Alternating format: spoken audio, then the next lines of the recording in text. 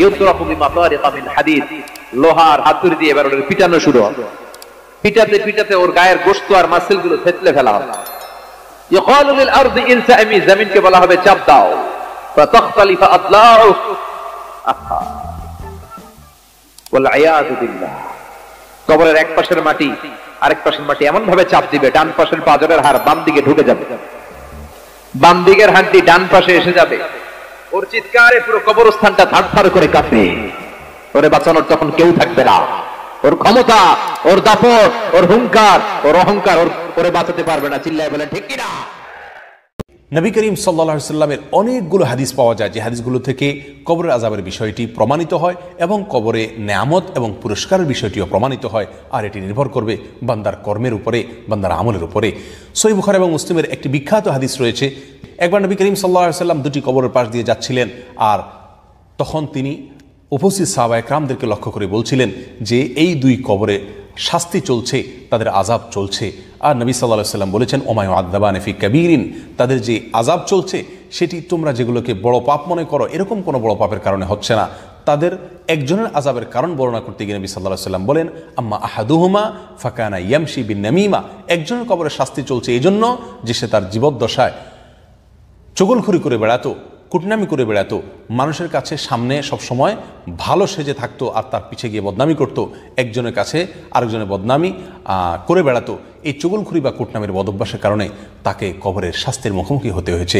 ওয়াম্মাল আখার ফাকানা লা ইয়াস্তাতিরু আও লা ইয়াস্তানজিহু মিনাল বাউল, আর অন্য কবরে যে শাস্তি হচ্ছে তার কারণ হলো সে পেশাব থেকে ভালো করে পবিত্রতা অর্জন করতো না, ভালো করে পরিচ্ছন্নতা অর্জন করতো না, এই কারণে তার কবরে শাস্তি হচ্ছে।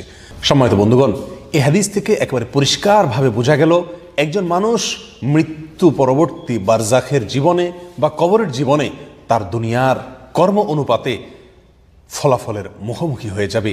যদিও চূড়ান্ত ফলাফল আল্লাহ সুবহানাহু ওয়া তাআলা কিয়ামতের ময়দানে বিচার এর রায় ঘোষণা করার পরে দিবেন, কিন্তু কবরের জীবন থেকেই মানুষের কর্ম অনুপাতে তার কর্মের ফল সে পেতে শুরু করে, অর্থাৎ কবরে শাস্তির মুখোমুখি হয় যদি সে দুনিয়া থেকে বদআমল নিয়ে যায়।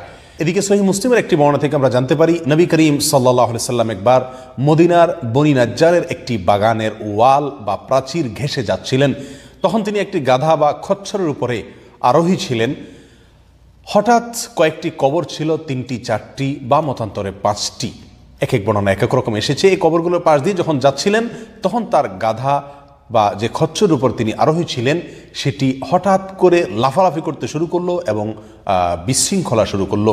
তার লম্পঝম্প এবং তার অস্থিরতা, ব্যাকুলতা অত্যন্ত অস্বাভাবিক ছিল। এমনকি নবী করিম সাল্লাল্লাহু আলাইহি সাল্লাম তার পিঠ থেকে পড়ে যাবেন এমন আশঙ্কা তৈরি হয়েছিল। তখন নবী সাল্লাল্লাহু আলাইহি সাল্লাম যাত্রা বিরতি করে সেখানকার লোকদেরকে জিজ্ঞাসা করলেন যে এই কবরে যারা শায়িত আছেন তাদের সম্পর্কে আমাকে কে জানাতে পারবে বা কে তথ্য দিতে পারবে? এক ব্যক্তি উঠে বলল, ইয়া রাসূলুল্লাহ, আমি বলতে পারি। এই কবরে যারা শায়িত আছে এই লোকগুলো জাহিলি যুগে তাদের মৃত্যু হয়েছিল, কুফরের উপর তাদের মৃত্যু হয়েছিল, তারা মুসলিম হয়ে দুনিয়া থেকে যেতে পারেনি।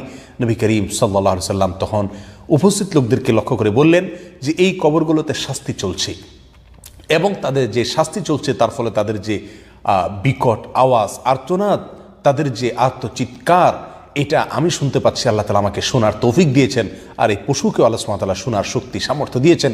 এজন্য সে এরকম অস্থির এবং ব্যাকুল হয়ে উঠেছে।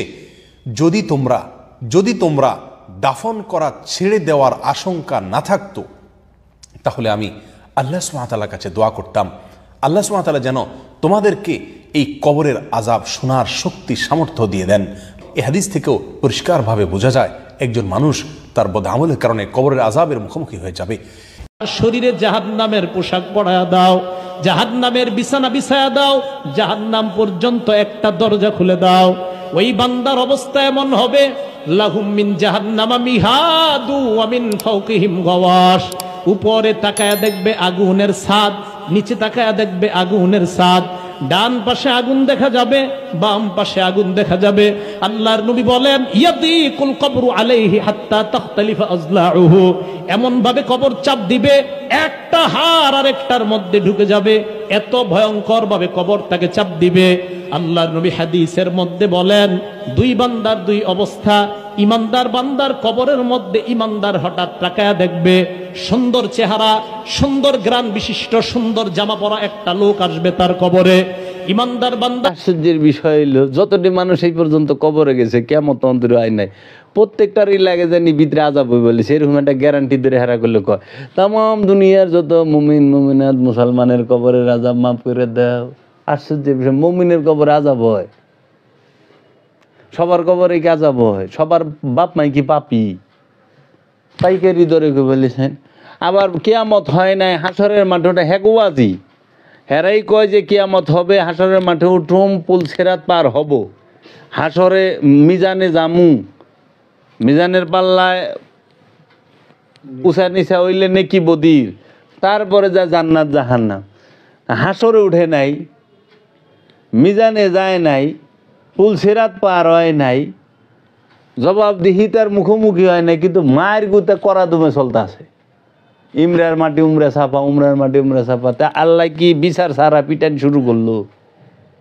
এটা হইল দুনিয়ার আদালতে তো বিচার ছাড়া জরিমানা নাই, বিচার ছাড়া কোনো জুলুম যারা করে হেরাও তো একটা মিথ্যা বিচার করে শাস্তি দেয়। তার মতো বিচারই হয় নাই, কিন্তু মারপিট চালু, আমার মাথাই ধরে না। আমি একটা তফসির পড়বার লেছিলাম, সেই তফসিরে দেখলাম যে মহানবী মেরাজ শরীফে যাইতেছে, পঞ্চম আসমান না কয় আসমানের নাম লিখছে, যে ওখান দেখে কি এক ব্যক্তির এক ফেরেশতায় বড় এক আতুর দেয় এমনভাবে মাথায় ভারী মারতাছে, মগজ ছিটা মিটা ওয়ালে লাগতাছে।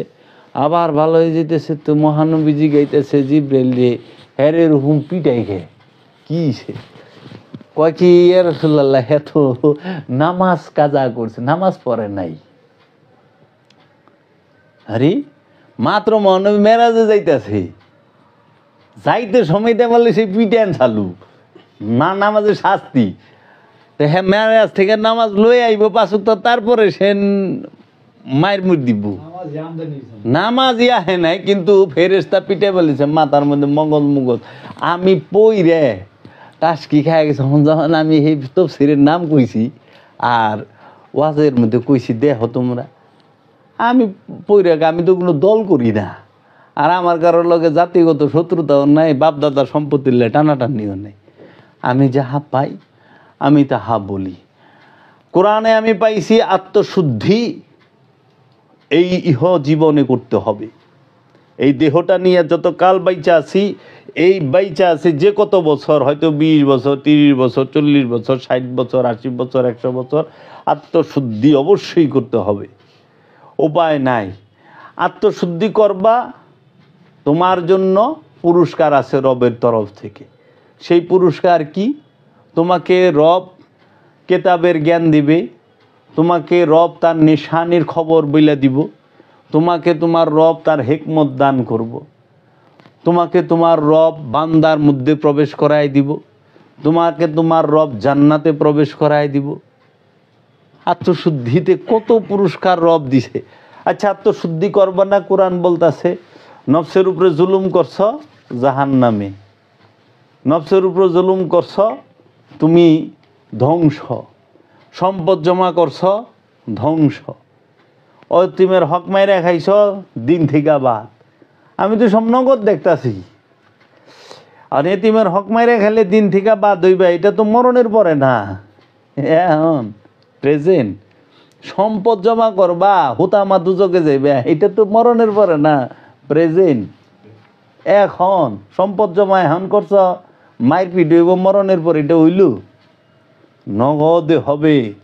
কাটা বিনলে যেরকম বিন্দার সাথে সাথে ব্যথা, যতক্ষণ কাটা থাকে ততক্ষণ ব্যথা, ঠিক সমস্ত অপকর্ম যতক্ষণ করব অপকর্মের ব্যথাও তৎক্ষণাৎই হবে। অনে ব্যথা দুই প্রকার, কয় কি দূর আপনার কথা তো মিলে না, কি মিলে না, কয় কি ওই যে এই লোকে যে এত কিছু মাইরা মুইরা খায়, কত টাকার মালিক, কত সুখে আছে, ভালো আছে। আরে পাগল, উন্নতি হইল দুই প্রকার, ধ্বংস দুই প্রকার। আমার সন্তান মরে গেল, এটা সাধারণ ধ্বংস। আমার ব্যবসা ধ্বংস হইলে এটা সাধারণ ধ্বংস, কিন্তু আমার নফস সে যদি আমিত্বের মধ্যে, আমিত্বের গহ্বরে ডুবা যায়, ব্ল্যাক হোলের মধ্যে ঢুকে যায়, ওইটা হলো কিয়ামত পর্যন্ত ধ্বংস। এর জন্য যে ব্যক্তি অধিক সম্পদের মালিক হইল তাকে আল্লাহ কখনো মুক্তি দিল না, তাকে আল্লাহ ধ্বংস করল। আল কোরআন যদি সে সম্পদ ধরে রাখে, আর যদি অধিক সম্পদ পাইছে বিলায় দেয়, তাইলে তার আল্লাহ রহমত দান করছেন। এই ওয়াজ আমি করুম কই? এবার শুনবো, এটা তো কোরআন দর্শন।